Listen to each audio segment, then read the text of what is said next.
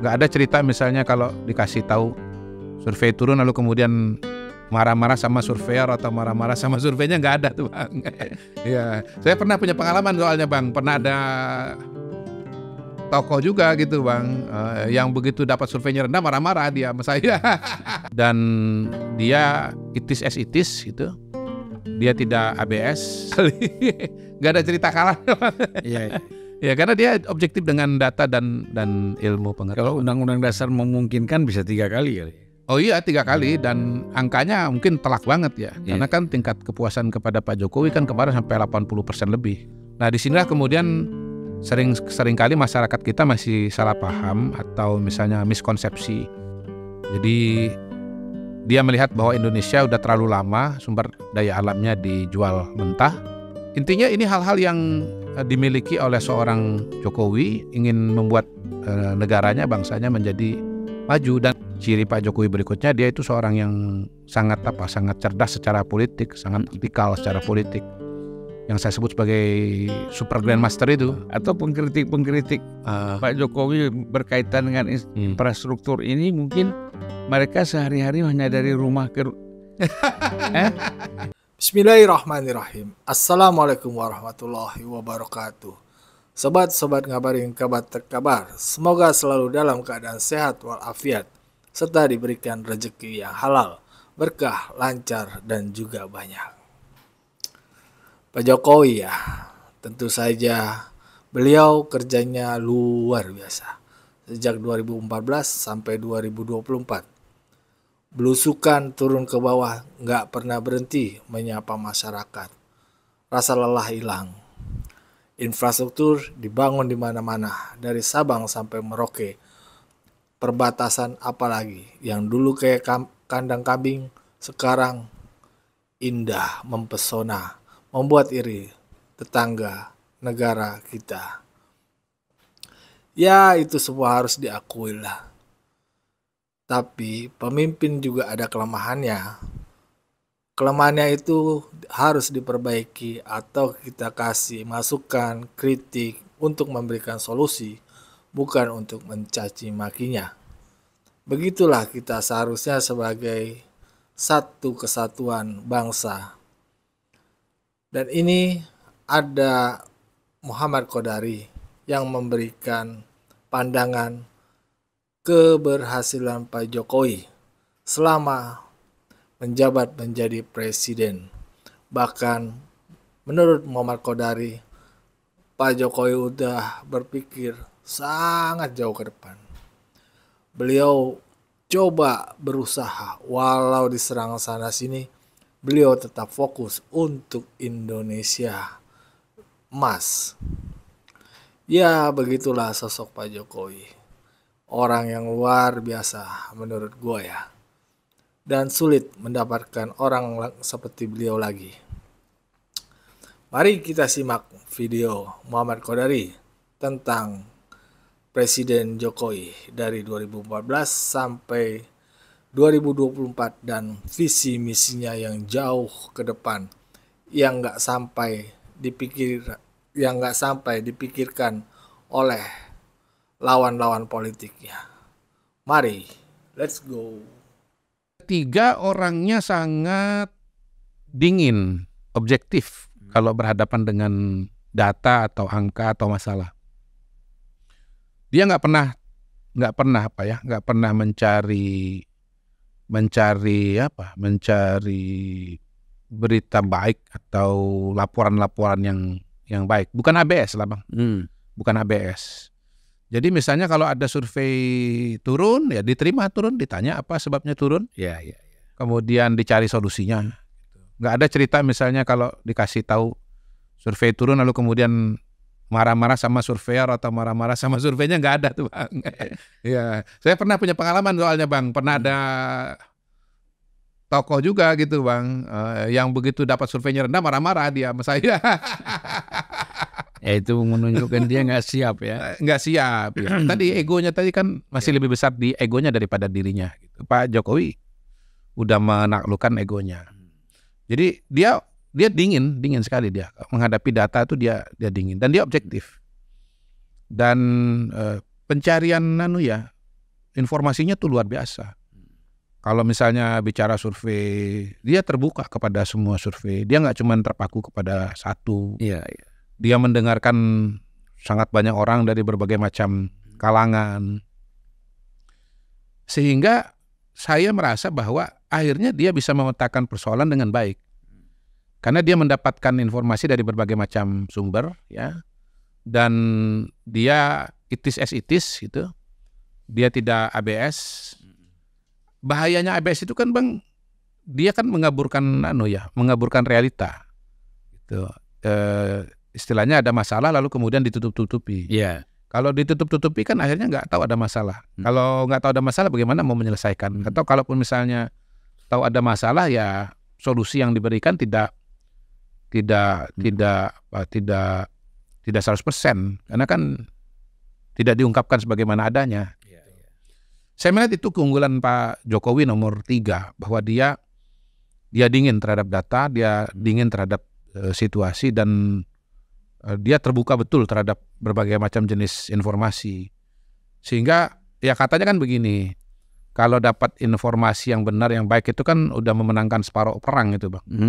Jadi saya kira itu yang menjelaskan kenapa dia boleh dibilang terus menerus menang dalam pertarungan yang dia jalani gitu. Bayangkan wali kota 2 kali, gubernur 1 kali, pilpres 2 kali, nggak ada cerita kalah. Iya. Ya karena dia objektif dengan data dan ilmu pengetahuan. Kalau undang-undang dasar memungkinkan bisa 3 kali kali. Oh iya 3 kali, dan angkanya mungkin telak banget ya. Karena kan tingkat kepuasan kepada Pak Jokowi kan kemarin sampai 80% lebih. Saya kira tuh kalau tarung itu ya bisa 75 itu angkanya itu. Kalau menurut Mr. melihat ya, bagaimana pola pandangnya Pak Jokowi ini terhadap katakanlah para pengusaha kita gitu. Iya kan? Artinya kan Pak Jokowi ini kan tidak terjebak dalam isu pri non pri ya. Ini Bang, saya melihat pertama secara besar dulu ya. Pak Jokowi, tadi kan kita bicara mengenai dia pribadi ya, karakter dia pribadi. Nah yang juga menonjol dari Pak Jokowi itu sebagai seorang pemimpin, ada dia punya visi, dia tahu bahwa tugas dia sebagai pemimpin itu adalah membawa daerahnya atau membawa negaranya melompat kepada suatu target atau tujuan tertentu. Nah saya kira itu paling menonjol dan bisa kita pahami dengan konsep Indonesia Emas 2045 itu. Jadi dia punya cita-cita, dia tahu Indonesia harus jadi negara maju. Indikatornya mungkin pendapatan dibandingkan dengan negara-negara lain, kemudian indikator-indikator yang lain, dan dia merumuskan strategi atau cara. Nah lebih jauh lagi dia juga mengetahui bahwa kalau Indonesia itu misalnya ya, bahwa Indonesia akan menghadapi kesempatan yang namanya bonus demografi. Dari rentang sekarang sampai ada yang bilang 2030, ada yang bilang 2035. Kalau misalnya Indonesia tidak bisa memanfaatkan itu, maka Indonesia akan pertama ya, akan miss opportunity. Bonus demografi justru menjadi bencana demografi karena orang-orang yang tenaga kerja yang banyak ini kemudian nggak ada lapangan kerja, kan justru jadi masalah, frustrasi, kriminal dan seterusnya. Yang kedua, kalau Indonesia tidak mengalami peningkatan secara gradual, maka Indonesia akan terjebak kepada fenomena negara ini, middle income trap itu, ya, kelas menengah yang terjebak pada posisi sebagai negara dengan pendapatan menengah, tidak bisa menjadi negara dengan pendapatan tinggi. Itu. Nah itulah yang kemudian saya lihat dia bangun, dia kerjakan dengan misalnya membangun infrastruktur. Karena nggak ada cerita pertumbuhan ekonomi tanpa pertumbuhan infrastruktur. Indeks infrastruktur Indonesia seingat saya naik signifikan loh di zaman Pak Jokowi ini. Naik signifikan, saya lupa angkanya berapa.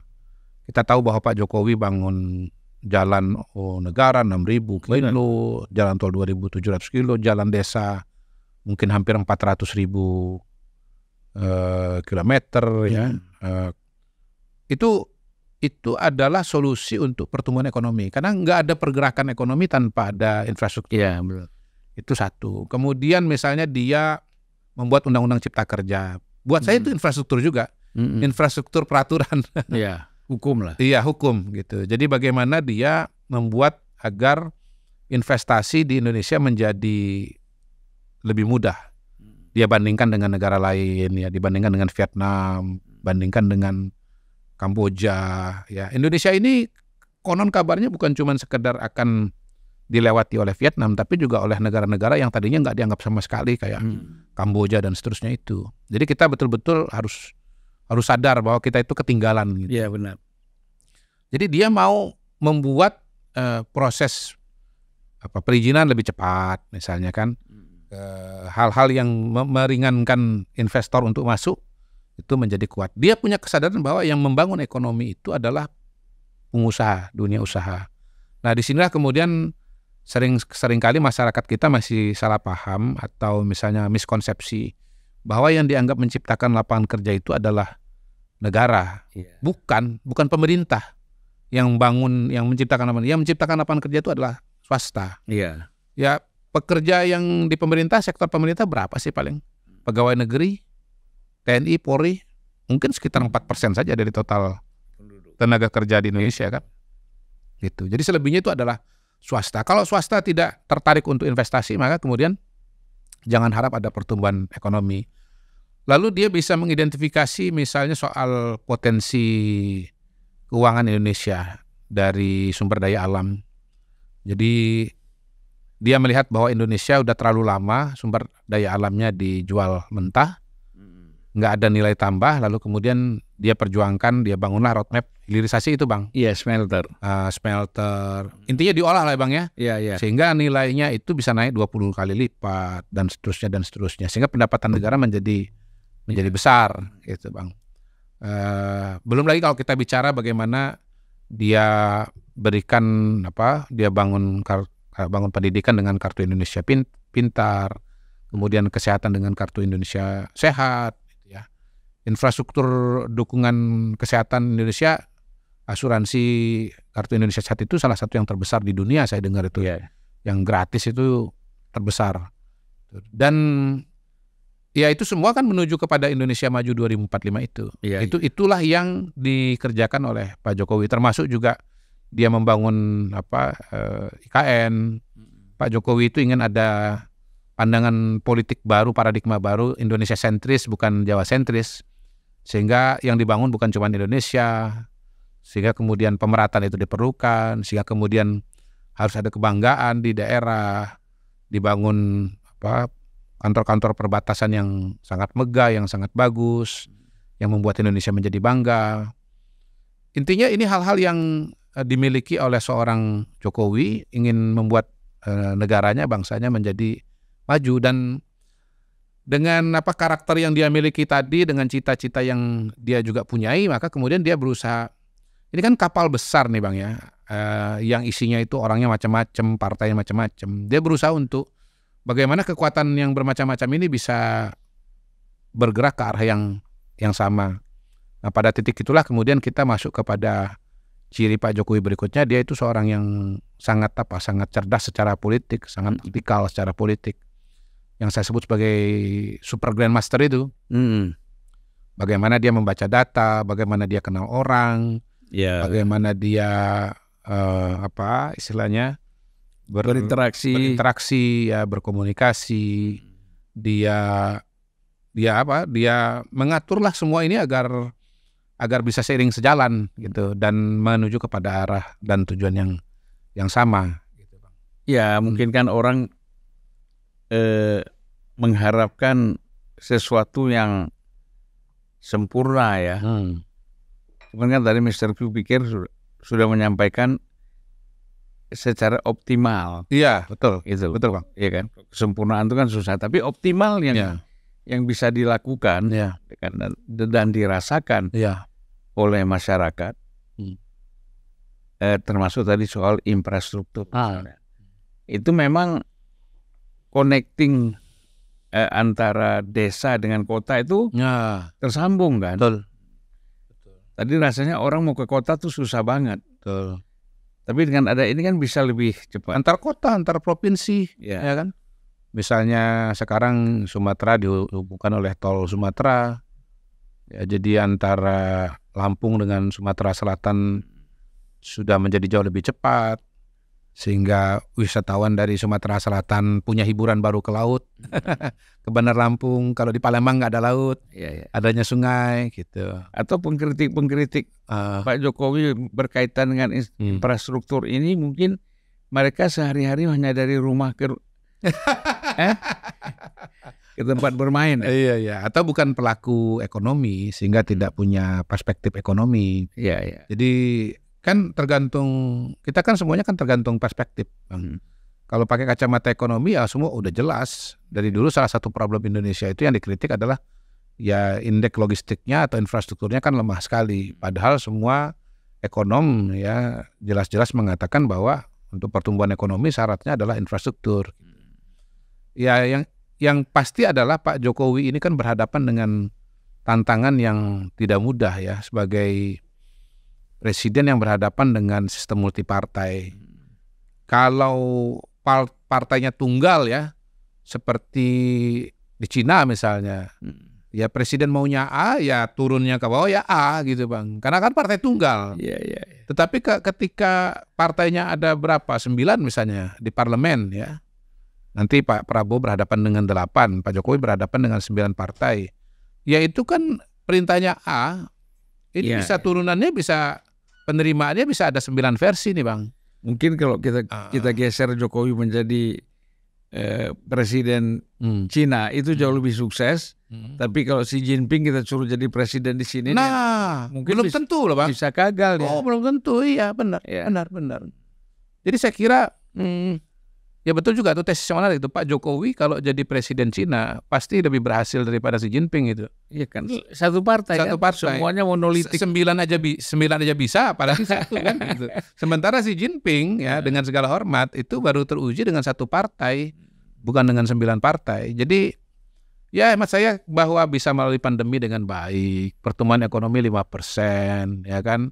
Secara overall lepas dari berapa angka-angkanya ya pengangguran turun ya kan, kemiskinan absolut juga turun, dan kita nggak boleh lupa ya, ini beberapa analis nih kan atau beberapa review nih kan nggak nulis mengenai COVID sama sekali loh Bang, nggak boleh itu. Jadi menilai rentang kepemimpinan Pak Jokowi dan capaian-capaiannya itu nggak bisa, nggak boleh tuh nggak nyebut nama COVID, karena COVID itu kan situasi khusus yang membuat ketika tidak ada kegiatan sama sekali drop luar biasa itu, dan rentangnya itu nggak pendek, 2 tahun 3 tahun gitu Bang. Jadi itu sebuah distorsi atau disrupsi yang luar biasa sebetulnya. Jadi kalau kita misalnya ya secara overall gitu pengangguran turun, kemiskinan absolut turun, itu kan artinya suatu capaian yang luar biasa. Bayangkan kalau nggak ada COVID, kalau nggak ada COVID harusnya capaian-capaian bisa jauh lebih baik lagi gitu Bang. Ya, begitulah sobat-sobat pandangan dari Muhammad Qodari. Bagaimana Pak Jokowi sudah sangat luar biasa ya membangun Indonesia ya. Ya tentu saja kita harus hargain lah apa yang dikerjakan oleh Pak Jokowi. Melebihi dari presiden-presiden sebelumnya. Untuk masalah demokrasi, ya masih berjalan kok. Rocky Gerung masih ada, Amin Rais masih ada, aman-aman aja, ngoceh juga masih bisa. Pak Mahfud begitu juga, masih ada. Terus siapa lagi? Faisal Asegaf, masih ada, masih hidup semua, nggak ada yang modar. Bahkan mereka tuh bebas ngatain apa aja. Tapi Pak Jokowi nggak pernah balas, karena fokusnya Pak Jokowi bukan pada mereka-mereka, tapi bagaimana membuat Indonesia jadi lebih maju lagi. Ya ngapain juga ya sebenarnya kalau kata Pak Jokowi lah, ngadepin orang kayak gitu, mendingan fokus ke depan, melangkah ke depan, biarin aja. Anjing menggonggong bahasanya. Kalau anjing menggonggong, timpukin. Timpukin sama relawannya, sama pendukungnya. Udah biarin Pak Jokowi fokus ke depan. Ya itulah, kita harus satu bangsa tuh harus support lah. yang kurang ya kita isi, ya kan, yang jelek ya kita perbaiki, kan begitu. Nah bagus sekarang masa transisi, apa yang udah dikerjakan Pak Jokowi dilanjutin sama Prabowo, kan begitu, cocok jadinya. Nggak bentar-bentar ganti ide, agak maju-maju. Lagian pula siapa sih yang berani tuh kayak apa, bahan mentah nggak boleh diekspor lagi. Siapa yang berani yang begitu kalau bukan Pak Jokowi? Luar biasa. Itu yang menurut gue yang bikin kaget sih. Berani banget Pak Jokowi, luar biasa. Dan jangan ngomong keadilan kalau sama Pak Jokowi, karena keadilan itu sebagian besar, sebagian kecil mungkin ya, bisa diwujudkan oleh Pak Jokowi melalui infrastruktur. Ya, kita harus senang lah saudara kita yang di daerah-daerah bisa ngerasakan pembangunannya sekarang. Coba dilihat dana desa yang dulu nggak ada, sekarang ada tuh. Untuk menghindarin korupsi langsung ditransfer ke desa, kan begitu. Itu otak-otak pembenci Jokowi itu nggak nyampe pikiran begitu. Nah, hatinya cuma kepengenan, gue pengen dia yang jadi, ya gue kalahin yang ini, ya begitu doang. Agak nyampe otak mereka, hatinya udah, pikirannya udah jelek. Kalau ada orang intelektual atau orang-orang pintar itu kalau udah menilai hanya dengan satu sisi, itu udah nggak bener. Bahasa mereka mah nggak objektif, subjektif doang. Ya bagaimana menurut kalian semua? Silakan tulis di kolom komentar. Wassalamualaikum.